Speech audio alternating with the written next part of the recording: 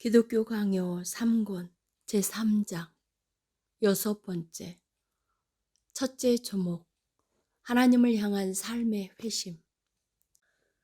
그러나 여기서 더 나아가기 전에 우리가 내렸던 정의를 더욱 분명하게 설명할 필요가 있다. 우리는 회개를 크게 세 가지 조목으로 고찰하여야 한다. 첫째, 우리는 이를 하나님을 향한 삶의 회심이라고 부른다. 우리는 외적 행위들에 있어서뿐만 아니라 영혼 자체에 있어서도 변화를 필요로 한다.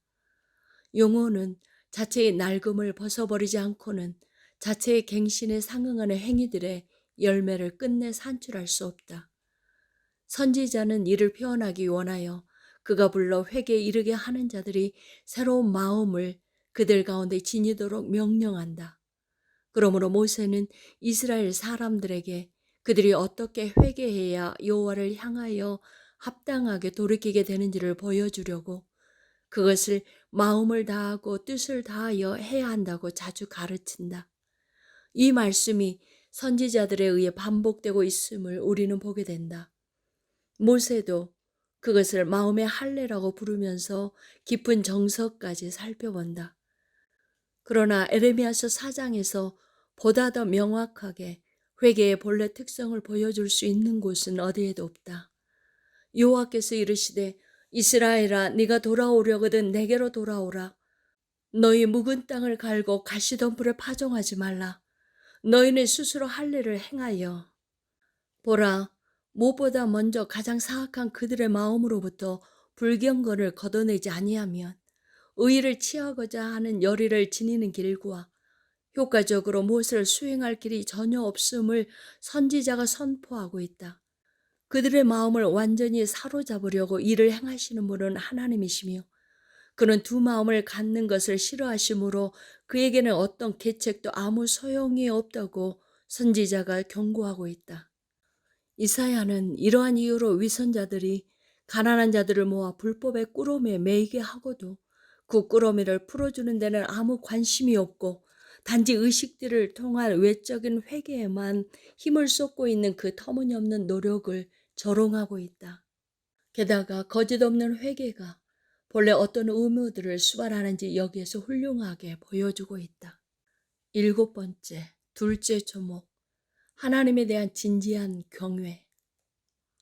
둘째, 우리가 가르친 바와 같이 회개는 하나님에 대한 진지한 경외로부터 나온다. 왜냐하면 죄인의 마음은 회개로 기울기 전에 먼저 하나님의 심판에 대한 생각에 자극을 받아야 하기 때문이다.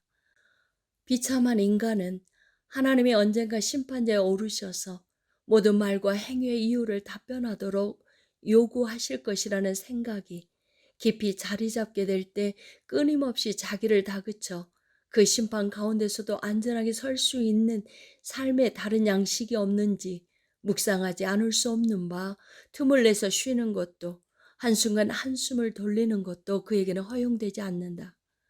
이런 이유로 성경은 자주 회개를 촉구하며 심판을 언급하는 경향이 있다.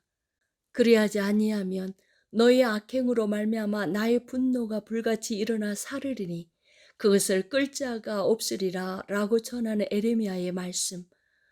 알지 못하던 시대에는 하나님이 간과하셨거니와 이제는 어디든지 사람에게 다 명하사 회개하라 하셨으니 이는 천하를 공의로 심판할 날을 작정하시고 라고 아덴 사람들에게 전하는 바울의 말씀, 그리고 많은 본문들에서 보듯이 그러하다.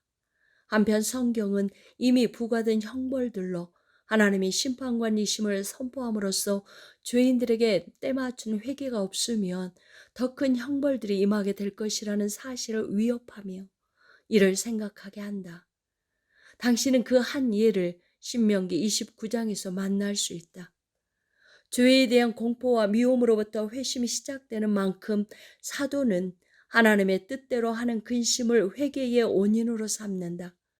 그가 하나님의 뜻대로 하는 근심이라고 부르는 것은 우리가 형벌을 무서워할 뿐만 아니라 죄 자체를, 그것이 하나님을 기쁘게 하지 않는다는 것을 이해하는 가운데 미워하고 가증스럽게 여길 때를 가리킨다.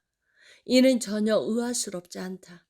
만약 날카로운 찔림이 없다면 우리 육체의 게으름은 교정되지 않을 것이다.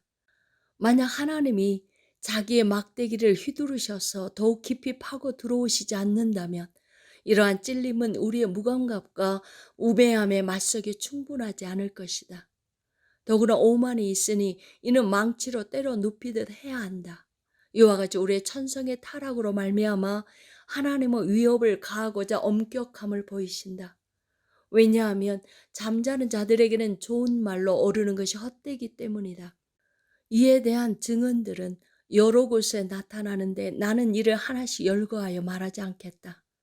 왜냐하면 비록 사람의 삶이 모든 덕성을 다 채워 완전하다 하더라도 하나님에 대한 예배와 무관하다면 그것은 실로 세상으로부터만 칭찬을 받을 수 있을 뿐이고 하늘에서는 그저 가증을 따름이기 때문이다. 왜냐하면 의의 주요한 부분은 하나님께 그 자신의 권리와 영예를 돌리는 데 있기 때문이다.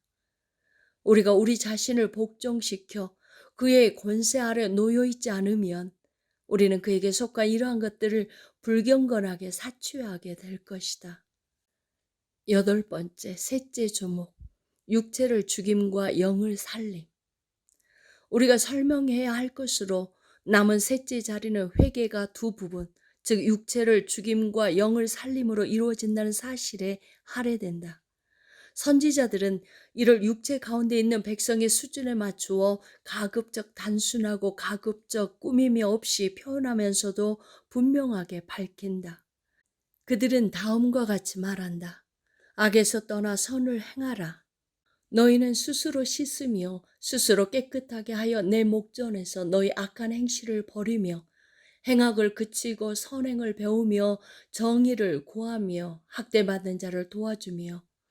왜냐하면 그들은 악에 대해 상기시키면서 악과 부패가 가득한 전체 육체 파멸을 요구하기 때문이다. 우리 자신을 벗어버리고 우리의 타고난 성향으로부터 떠나는 것은 매우 어려운 일이다. 또한 우리는 우리 자신으로부터 취한 모든 것을 다 지워버리기 전에는 육체가 완전히 소멸되었다고 생각할 수 없다. 그러나 우리 육체의 모든 정서는 하나님을 거스리는 저기가 되므로 그의 법에 대한 순종으로 나아가는 첫 번째 길은 우리 자신의 본성에 대한 부인에 있다. 이후에 그 선지자들은 갱신을 그것으로 말미암아 귀결되는 열매들인 의, 정의, 자비로서 지시한다. 이러한 의무들을 충분히 올바로 수행하기 위해서는 먼저 우리의 정신 자체와 마음이 의, 정의, 자비의 정서를 옷 입어야 한다. 우리의 영혼은 하나님의 영에 의해 그 거룩하심 가운데 새로운 생각과 새로운 정서 두 가지 모두에 물들게 될 때 마땅히 새롭게 여겨질 수 있게 된다. 확실히 우리는 본성적으로 하나님에게서 돌이켜 멀어져 있으므로 우리 자신에 대한 부인이 맞서지 않으면 결코 올바른 것을 향하여 펼쳐 나갈 수 없다. 그러므로 우리는 매우 자주 옛사람을 벗어버리고 세상과 육체를 포기하며 우리의 악한 정욕을 떠나며 우리 심령이 새롭게 되게끔 명령을 받는다. 실로 죽임이라는 말 자체가 우리가 이전의 본성을 잊어버리는 것이 얼마나 어려운 일인지를 경고해 준다. 왜냐하면 죽임으로부터 우리는 성령의 검으로 잔인한 살육을 당하여 아무것도 아닌 것이 되지 않는 이상 하나님을 경외하게끔 빚어질 수도 없고 경건의 기본 원리들을 배울 수도 없다고 경고를 받게 되기 때문이다. 마치 하나님이 우리가 그의 자녀로 헤아림을 받으려면 우리의 일반적인 본성을 죽이는 일이 있어야 한다고 선포라도 하신 듯이 말이다. 아홉 번째, 그리스도와 동참함으로 옛사람을 죽임과 새사람을 살림. 이 두 가지 모두는 우리가 그리스도께 동참함으로써 이루어진다. 만약 우리가 그의 죽음과 실제로 교통하려면 우리 옛사람이 그의 능력으로 십자가에 못 박혀 죄의 몸이 죽어야 한다. 그리하면 부패한 처음 본성이 더 이상 힘을 발휘하지 못하게 된다. 만약 우리가 부활에 동참하는 자들이라면 그것으로 말미암아 우리가 일으킴을 받아 하나님의 의에 상응하는 삶의 새로움에 이르게 될 것이다. 그러므로 나는 한마디로 회개를 중생이라고 해석하는 바 중생의 목표는 다름 아닌 아담의 위반 이후로 더러워지고 다 지워지다시피 한 하나님의 형상을 우리 안에서 일신하는 데 있다. 이런 맥락에서 사도는 다음과 같이 가르친다. 우리가 다 수건을 벗은 얼굴로 거울을 보는 것 같이 주의 영광을 보매 그와 같은 형상으로 변화하여 영광에서 영광에 이르니 곧 주의 영으로 말미암음이니라. 또 다른 본문에서 오직 너희의 심령이 새롭게 되어 하나님을 따라 의의 진리의 거룩함으로 지으심을 받은 새 사람을 입으라. 새 사람을 입었으니 이는 자기를 창조하신 이의 형상을 따라 지시기까지 새롭게 하심을 입은 자니라. 이러함으로 아담을 통하여 죽게 된 우리는 그리스도의 은총으로 말미암은 이러한 중생에 의해 회복되어 하나님의 의에 이르게 된다. 이러한 방식으로 요한은 자기가 생명의 기업으로 뽑는 사람은 누구든지 순전하게 되도록 되돌리시기를 기뻐하신다. 그러나 실로 이런 회복은 한날이나 한 해, 어느 한순간에 완전하게 되지 않는다. 하나님은 계속적이기는 하나 때때로 아주 늦은 걸음으로 택함받은 자들에게서 육체의 부패를 지워내고 그들의 불결함을 씻어 깨끗하게 하며 그들을 자기의 성전으로 삼고자 거룩하게 구별하신다. 이를 위해 그는 그들의 마음을 새롭게 해서 진정한 정결함에 이르게 하신다. 그리하여 그들은 일생 동안 회개 가운데 훈련받게 되며 그 전쟁이 오직 죽음의 때에 끝이 나리라는 것을 알게 된다. 이러하니 저 추한 논쟁가이자 배교자의 스타필루스는 내가 바울을 쫓아 하나님의 형상을 거룩함과 참된 의라고 해석함으로써 현세의 삶의 상태를 하늘 영광과 혼동하고 있다고 제잘거리는데 그의 사악함이야말로 더욱 크다. 과연 마치 어떤 것이 정의될 때 그 자체의 순전함과 완전함을 추구해서는 안 되기라도 하듯이 말이다. 우리가 이렇게 말한다고 해서 성장의 여지가 부인되는 것으로 보아서는 안 된다. 나는 다음과 같이 말하고자 한다. 누구든지 하나님의 모양에 가까이 나아가게 되면 그만큼 더 하나님의 형상이 그 안에서 빛나게 된다. 신자들이 그곳에 이르도록 하나님은 그들에게 회개의 경기장을 맡기셔서 그들이 일생 동안 그곳에서 뛰어가도록 하신다. 10번째, 중생한 자들에게도 여전히 정욕이 일며 그것은 죄임. 이렇듯 하나님의 자녀는 중생을 통하여 죄의 예속으로부터 풀려난다. 그러나 그들이 더 이상 육의 괴로움을 느끼지 못할 정도로 자유를 획득하여 완전하게 소유하는 데 이른 것은 아니다. 그들 안에는 싸움거리가 항구적으로 남아 있어서 그것으로 말미암아 날마다 훈련을 받게 된다. 단지 훈련을 받을 뿐만 아니라 자기의 연약함도 더 잘 배우게 된다. 이 사안에 대해 남보다 더 건전한 판단을 하는 모든 저술가는 중생한 사람에게도 영구적인 욕정을 일으켜 죄를 짓도록 유혹하고 자극하는 악의 부식깃이 남아있음을 인정한다. 거룩한 자들도 저 정욕의 질병에 묶여 여전히 얽혀 있어서 그것을 견디지 못하고 때때로 들뜨기도 하고 충동을 받기도 해서 유욕이나 탐욕이나 야심이나 다른 모든 악에 빠지게 된다는 것이다. 그렇게 해서 옛날 저자들이 이에 대해서 어떻게 의식했는지 알아내려고 아주 오랫동안 애쓸 필요는 없다. 오직 아우구스티누스만으로도 이를 위해 충분할 것이다. 왜냐하면 그는 부지런함을 다하여 충실하게 모든 사람의 의견들을 모아 반영하고 있기 때문이다. 그러므로 그를 받아들이는 것만으로도 고대인들이 이와 같이 뜻하는 바가 무엇인지를 독자들은 확실히 알게 될 것이다. 이러하지만 아우구스티누스와 우리 사이에는 다음과 같은 입장차가 있음을 우리는 발견하게 된다.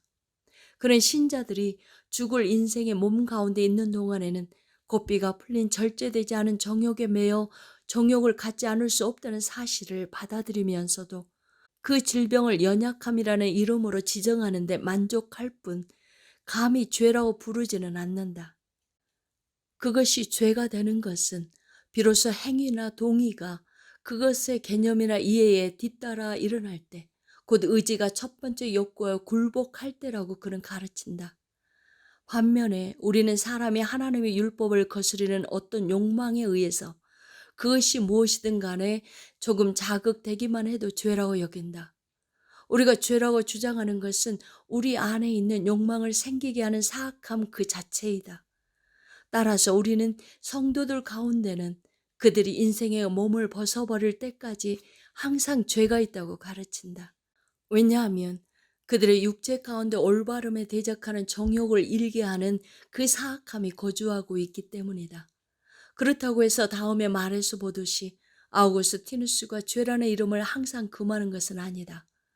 바울은 육체적인 정욕이 무엇이든지 간에 그것을 일으키는 것은 죄라고 명명한다. 그것은 성도들에게 관한 한 이 땅에서는 절대적 지배권을 잃고 하늘에서는 소멸되고 만다. 이 말을 통하여 그는 신자들이 육체의 정욕에 복종하고 있는 이상 그들에게는 죄에 대한 책임이 있다고 인정하고 있다.